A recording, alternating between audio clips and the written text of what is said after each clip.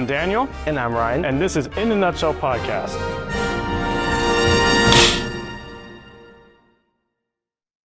Hello, and welcome to a kind of newer episode of In a Nutshell Podcast. Where we break down all movies, shows, and all the news that come But with guess them. what? We're not going to be doing that today. We're going to be doing something a little different today. It's going to be a little bit of a shorter episode today. We're just going to have some fun today with some games, because why not? Why not? Why not? Because, there's not always news every time we go and report on stuff. So we also don't want to, we're just going to switch it up a little bit. Why not? Let's go have some fun. So you want to get into the first game that we're going to Yeah, of course. The very first game that we're going to be doing is something called Two Truths and a Lie. It's a very popular game. If you don't know the game already, it's pretty much a person says two truths and a lie. In this case, it's going to be about movies. Why would no one know? All y'all played this in elementary school? Come on now. Hey, there could be some people. Remember Heads Up, 7-Up? Oh, that was the game. Or like the four corners. Your stupid elementary teacher would go, oh, yeah, just go to the corner or whatever. Some four corners. Pretty much the first person has to basically say two truths and a lie that they have thought of about the movie industry. And then the other person has to try and guess what the lie is. Simple game. Yes. So who wants to go first? Rock, paper, scissors, shoot. Ready? Out of one. I win. Okay, here we go.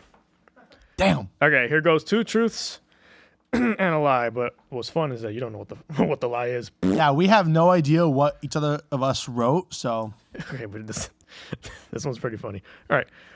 Marlon Brando was in one of the Superman movies. Transformers Devastator scene melted the computers during rendering due to high CGI quality and moving parts. I believe that. There is sound in Interstellar during exterior shots of the Endurance. Probably exterior shots of Endurance. Okay, see, that one's fun. That one's funny. Yeah. Think about it, because I tried to reword it to trick you. Think about it. I said yeah, because I had to take a step back. I'm like, wait a minute. Yeah, see? I did trip you up because I said there's sound during the exterior shots of the Endurance. That's actually so funny because literally last episode we were talking about room tone and how like you use sound, but right now there's like no room tone. There's no sound. There's no sound. Okay, good. I'm 1 for 1. 1 for 1. Yeah. Okay. All right. Here's mine. Oh, you're going? Okay. Yeah. Daniel Radcliffe's stunt double in Harry Potter got paralyzed in a stunt. Pixar originally wanted Toy Story 2 just to be a straight-to-DVD release, and every Oscar-winning movie has made a profit at the box office. Oh, the last one's a lie. For sure. No Oscar movie. Nah, okay, hold up. If you guys know anything, the Oscars are sometimes super bad at picking movies, okay? There's some movies where you look at the Oscars and you're like, What? Like, for instance, we're going to get into this real quick. For instance, right? The Wild Robot, I think, should have won Best Animated Movie of the Year for the Oscars. That was an awesome movie. But some movie called Flow, a big up to independent filmmakers, but some movie called Flow that I've never heard of that I watched, and it was pretty interesting. It was like... about the cat, right? Yeah, it was pretty interesting. I can't even lie, but not as good as The Wild Robot. But I saw it when I first saw it. I was like, what is this? You know what I mean? I'm looking at it. I'm like, well, there's no way. Wasn't it like a massive award winner movie? Yeah, it's like some massive... It won the Oscars last year for animation. And you would think The Wild Robot would have, Wild Robot was an amazing animation. It was an amazing movie, but that is a perfect example. That is hilarious. I knew it from the get-go that was a lie. No Oscars over here telling... The Oscars will literally give the Oscar to a tin can. Literally the movie's called The Tin Can. I was heartless. I'm going to kill her while I'm heartless. Yeah, bro, if Wicked wins an Oscar, I'd be damned. Look, I love the movie. The movie's great, but Oscar-worthy? No. Maybe production design, though, but not story-wise. Okay, I'm getting to my last thing here. Ready? Go for it. The ruby slippers, ironic. The ruby slippers in The Wizard of Oz were originally silver in the book. The DeLorean in Back to the Future was almost a refrigerator instead of a car. Yes, the Titanic was filmed in the actual Atlantic Ocean. I'm going to say refrigerator. No. What? Got one more chance. Pick another one. Then I feel like the silver slippers. No, the Titanic was filmed. Really? No, of course they didn't film Titanic in the Atlantic Ocean. Oh, yes. Nut. Sad. You literal nut, oh my God, I'm so stupid. You literal nut. Oh my God, Ben. Shout out to Ben, Podcast Junkie, the Podcast Junkie Studios. Come on now. Wow. You called it in a nutshell, so there you go. You nut over here acting like... This is my excuse for the day. It's 8:35 at nighttime. You over here like they're in the middle of the ocean like this. Go. Like, bruh, no. I've seen pictures of the set too, Like, which is bruh, the worst they thing filmed ever. They filmed that in some pool in a soundstage. Yeah, Like, it's come on, bro. It's like it's like a quarter of a Titanic. And yes, I figured this out today. That the DeLorean was going to be nah. a fridge instead of the DeLorean. I guess that is a true fact. So stupid. Yes, they were not in the middle of the damn ocean, bobbing up and down in a boat. They weren't. There was no Christopher Nolan back then, so there was no Christopher. They weren't doing crazy shit like that. All right, your turn. Wow, I feel stupid. Because now I'm like picturing like all like the BTS I've seen of Titanic, and I've seen like all like little sound stages. I think it's because you were befuddled from the fridge. Oh no, the fridge definitely threw me off. That was a really good 3. Yeah, I didn't know that. That was cool. Very I like interesting. it. Very interesting. And also, I thought the silver slippers, because of Wicked, that they used the Wicked. silver. I guess it was. So I'm like, maybe he's trying to throw me off. Okay, Stanley Kubrick personally performed all the stunts in The Shining. In The Matrix, the bullet dodging scene used a rig over 100 cameras. Or the roar of the T-Rex in Jurassic Park is a combination of a baby elephant, tiger, and alligator sounds. Okay, hold up. Read the first two again. Stanley Kubrick personally performed all the stunts in The Shining. In The Matrix, the bullet dodging scene... In The Matrix, the bullet dodging scene used a rig over 100 cameras. And number 3, the roar of the T-Rex in Jurassic Park is a combination of a baby elephant, tiger, and alligator sounds. I'm going to go for the Stanley Kubrick one. Okay. Yep. Okay, and the reason why I think it's the Stanley Kubrick one was because Stanley Kubrick was a really harsh and abusive director. So there is no way that he was actually going to get up and sit up there and perform the actual things himself. He was more of a tell you what to do instead of actually showing you. But for sure, now the Stanley Kubrick one didn't make any sense. That's why I had you read it the second time. I was like, wait, Stanley Kubrick, the director? That is our first game for today, and then we're going to get into our next one, which is going to be, we're going to give each other one franchise, right? I'm going to give myself a franchise, and he's going to give himself a franchise of movies that we are going to basically like reimagine, right? With pitch the plot, recast, pacing, marketing, and a box office. Those are going to be like the main 5 things. Yeah, basically trying to make the series or the movie or the show better, but in our opinions. In our opinions. All right. Who? Watch, ready? I'm about to lose it again. Ready? Oh. Nut. Again! Doo-doo. Okay. My biggest flex is I went on a 15 multi-day streak of rock, paper, scissors. What, 14 years ago? No, literally 2 months ago. Insane. Yeah, that's never leaving my mind. Insane. Okay, so I'm going to do one that I think is pretty interesting. I'm going to do Transformers. So instead of Transformers having, first of all, 5 movies, we're going to maybe dumb it down to 2 or 3 movies. Okay. Right. It's going to be live action. Michael Bay is not directing the movies. Michael Bay will not direct the movies. I am planning on that probably being something like Steven Spielberg or Ryan Coogler would be cool. I think Ryan Coogler for something like that would be cool since he's done Wakanda before and other things. Maybe Coogler at Transformers would be interesting. Or maybe even the guy from Wicked, since his production design is really interesting. But recast. No Shia LaBeouf and no Megan Fox. Let's focus on the Transformers themselves. The movie's called Transformers. It's not called Transformers featuring Shia LaBeouf and Megan Fox. Okay? We're going to do that because we're not going to have, and that's going to get into my pacing thing. Wasn't Megan Fox like a really unnecessary character in Transformers? I think she was just for marketing. Yeah. Get people to watch. Or supposedly they overused her looks in the thing, so she obviously that was bad on set. Every thumbnail I see on YouTube basically reviewing Transformers has Megan Fox posted all over it. Yeah, it was the whole marketing thing. But this is what I'm talking about with the pacing.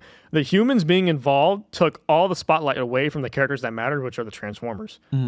That's why the animated movie Transformers 1 that came out a couple years ago was so good, was because it would focus on the Transformers, and we're not looking at Shia LaBeouf and Megan Fox. And marketing, since there's no Megan Fox, why wouldn't you just make the Transformers is enough? Transformers has been around for years. Do something with a car, food, make toys. Make toys. There's 1,000. You guys could have been easy off without Shia LaBeouf and Megan Fox. Right? Yeah, could have been easily off. Can be easy off. But I'm gonna get into the plot real quick.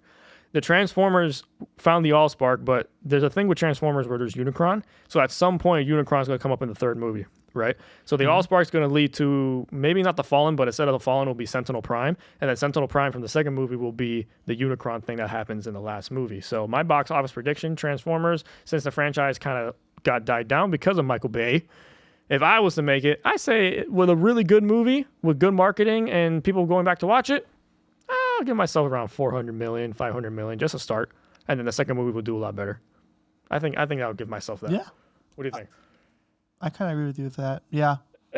Yeah. I mean, like, I know you've never really seen Transformers too much, but this is me I've ranting. seen bits and like I watched Transformers completely out of order. Like I've not seen some movies, and I've seen the newest movie with you in the theaters. Yeah. I remember that. I remember not. Oh my god, that movie was terrible. Yeah. That was Rise of the Beast. Yeah. That movie was garbage. But your turn. Okay. I'm gonna choose Stranger Things, and you can kind of like second me this a little bit because he just started watching Stranger Things when he Yes. the 5th episode, 6th episode. Well, yeah. By the time this comes out, I'll probably already be done with the season 1. Hey. Season 1 getting into season 2 for sure. We'll call it. Hell yeah. So okay. So for the plot line, I would change the plot line a little bit by having a unique villain in each season, not so much of a different variant of a villain. For example, Okay, I can see that.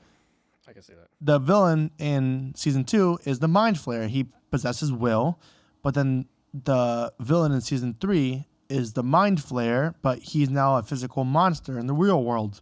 Season 4, the main villain is Vecna, right? Season 5, the main villain is Vecna again. So you're telling me it's a little sloppy. It's very redundant. Okay. I feel that if they have different variations of the villains for each season, so it's not like the same thing every single season, but I would change it at least a little bit just to have something unique in each season. Okay. I would make more of an exposition on what happened to Will in the Upside Down to basically why he has that connection with the Upside Down, because I feel like, yeah, he got trapped in the Upside Down, but then now he can see visions into the Upside Down. You sound like Fink. Hey. Hey, he's right. Yeah, because I was just thinking about it because I'm like, yeah, we all know that he's now internally a part of the Upside Down and whatnot. He's basically a Horcrux. Literally, that's what it sounds. But there's no really exposition on why that happened and how he can see these visions. Yeah, he was stuck in the Upside Down with the thing going in his mouth, but there's That's funny. okay. What got put into his mouth for him to do that? Like, did part of Vecna go in there? Like that's a little weird. I'm very intrigued by what your next thing will be for recasting, though. I don't think I would recast. You don't think so? No. Interesting. No. People will say Millie Bobby Brown, but I think she's the perfect because she has like that. She has the RBF Yeah. that 11 needs. Yeah. For the pacing, there's a major pacing issue I'd fix in season 1. Oh, thank you. A major pacing issue. While they focus on a lot of unnecessary stuff like Nancy and Steve's relationship, and I would think they should focus on more of the actual issue and have the character building and the world building through them figuring out the issue. I agree. Yeah, Thank you. great. Granted, season first episode, have them all friends, show them all friends, but then after that, don't show them just hanging out. Show them hanging out while they're trying to get the plot line. And for the marketing, I've seen this before. And Demigorgon. terrible. Demigorgon All- spaghettios. Yes, all the Demogorgon, all the Will buyers, all those toys and collectibles, they are all god awful. I have never seen one realistic collectible. Not even the Funko Actually? Pops. Yes. Why And are they it's funny. terrible? Well, I had a picture on my phone. I saw it yesterday when I was just going through my pictures. Uh-huh. It was a picture of Will Byers when the first season came out. It looked like Will Byers had alopecia. What? It was terrible. Bruh, ain't no way. And then for the box office, how does that work for like a Netflix show for box office? Like, It's just how much. It's just. Do you think the return on investment? So they put $200 million, and do you think they would get that return on investment and Well, add or- on to that? I mean, Netflix works kind of like a broadcast like a broadcast. or is it more so like Station. Netflix just trusts them, pays them that much money up front? Nah, they make money off of the views. I'm pretty sure. You know what I mean? I'm pretty sure they make money. off Then should I say the box office throughout the whole show or just? Yeah, I'd say throughout the whole show. I mean, it is streaming, so I don't think it can be anything diabolical. They'll definitely make Probably within the 5 seasons now, considering how popular it is. It's Netflix's most popular show. $1 billion, 1.5 billion. You think $1 billion? Maybe it definitely break even. There's a but whole cult following Stranger Things. I agree. But yeah, interesting. that's my fix the franchise. Yeah, very interesting. Yeah, we wanted to try out a little new segment for you guys today for, I guess, in a nutshell game show. We should make a little it's holiday theme. Yeah, right now, holiday but theme is Christmas. no, But, we'll make a whole little thing for that. You should give me a little asset and I can run it. In a nutshell, game show. Right? I'm serious. That'd be cool. Hey, I'm so down for that. Yeah, no, That'd we're gonna keep building on this topic. If y'all enjoyed this, let us know down in the comments Definitely below. let us know down in the comments below. You can follow us on Spotify, Amazon Music, Apple Podcasts, YouTube, and TikTok and Instagram. You can follow him where? Ryan Filmworks, Instagram and TikTok. And how about you? Instagram, TikTok at the filmmaker Daniel. Shout out to Ben Podcast Show here at Podcast Junkie Studios in Boca Raton. Woo! Hope you guys had fun with this one. Hope this one was a little breather from all the news. And as always, catch you on the next one. Take care. Stay frosty. Happy holidays. Woo woo! Woo.